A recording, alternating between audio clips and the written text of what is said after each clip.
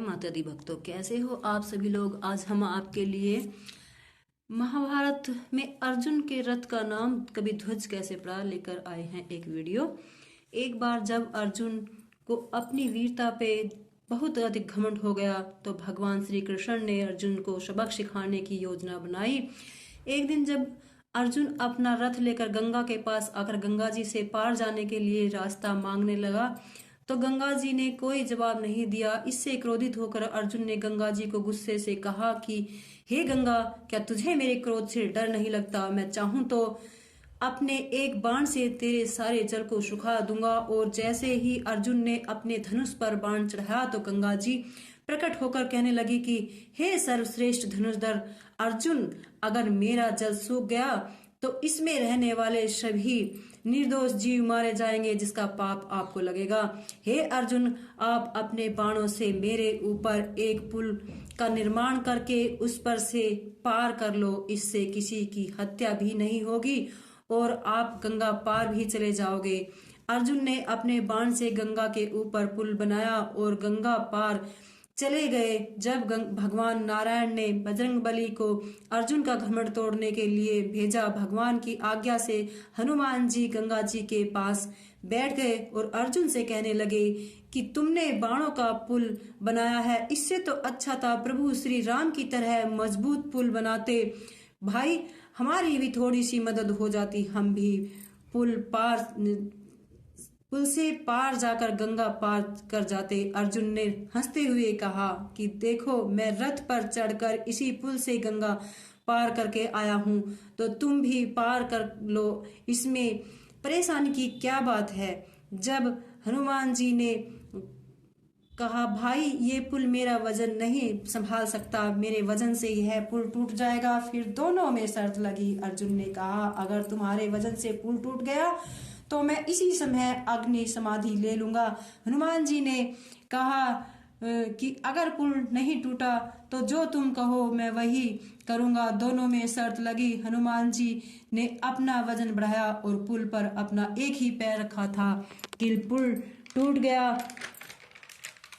अर्जुन शर्त हार गए और चिता तैयार करने लगे। अब हनुमान जी को लगा कि मेरी वजह से कोई आदमी मर जाएगा, मेरी वजह से हत्या हो जाएगी, तो उसने जल्दी से भगवान को से प्रार्थना की और कहा आकर हे प्रभु जल्दी से आओ, अर्जुन को बचाओ, नहीं तो हमें पाप लगेगा। तब भगवान एक ब्राह्मण का भेष बनाकर आए और कहने लगे अरे क्या कर रहे हो, बिना किसी के मरे हुए आदमी की चिता बना रहे हो। यहाँ पर तो तुम दोनों के अलावा कोई तीसरा दिखाई नहीं दे रहा, ये चिता किसके लिए बना रहे हो? अर्जुन ने सारी बात बता दी तो भगवान मजाक करके कहने लगे कि फिर जल्दी करो, हम भी तो देखें कि हम भी देख कर जाएंगे।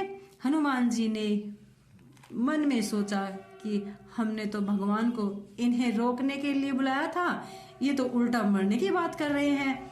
भगवान जब हनुमान जी को चिंता करते देखा तो अर्जुन से बोले अच्छा हमें एक बात बताओ, जब तुम दोनों ने शर्त लगाई थी तो क्या निर्णय करने के लिए तुम्हारे अलावा कोई तीसरा व्यक्ति भी था? क्या दोनों ने कहा कि नहीं? तो फिर हार जीत का निर्णय किसने लिया? चलो एक बार फिर पुल बनाओ, अब की हम निर्णय करेंगे। फिर से पुल बनाया गया। जैसे ही हनुमान जी ऊपर चढ़े, भगवान नारायण कच्छप अवतार लेकर पुल के नीचे बैठ गए और हनुमान जी पुल पार कर गए। हनुमान जी ने देखा पुल के नीचे नारायण भगवान कच्छप अवतार में पुल को रोकते हुए, तो उन्होंने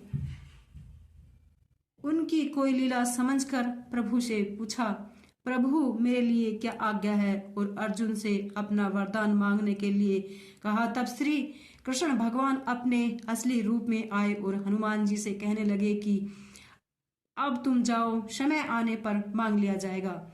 जब महाभारत का समय आया तो एक दिन श्री कृष्ण अर्जुन को लेकर हनुमान जी के पास आए और कहने लगे कि आपको महाभारत के युद्ध में अर्जुन का साथ देना है।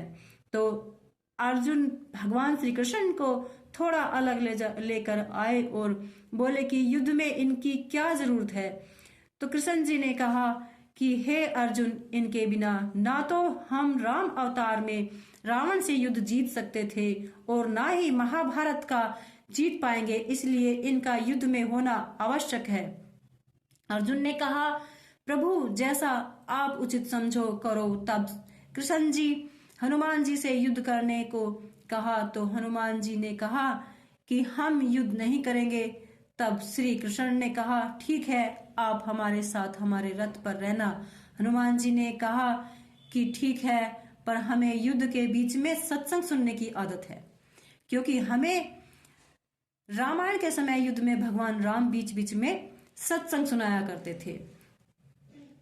श्री कृष्ण जी ने कहा, ठीक है, हम तुम्हें सत्संग सुनाएंगे। फिर हनुमान जी ने कहा, प्रभु हम तो आपके चरणों में रहने वाले हैं, हमें रथ पर कहाँ बिठाओगे? कृष्ण जी ने कहा, राम अवतार के समय चरणों में रहते थे, महाभारत के समय हमारे सर पर बैठना, अर्जुन के रथ के ऊपर ध्वज पर रहना। हनुमान जी ने कहा, ठीक है, और वो अर्जुन के ध्वज पर विराजमान हो गए। तभी से अर्जुन के रथ का नाम कपिध्वज हो गया और श्री कृष्ण जी ने अपना वादा निभाया और अर्जुन को गीता का ज्ञान देने के बहाने हनुमान जी को सत्संग सुनाया। अर्जुन तो बहाना था, सत्संग तो हनुमान जी को सुनाना था। जय श्री कृष्ण। बोलो भक्तों, कैसी लगी मेरी वीडियो कमेंट करके बताना और मुझे आपके सपोर्ट की बहुत जरूरत है। कृपया मुझे सपोर्ट करना, माता रानी आपका साथ दे।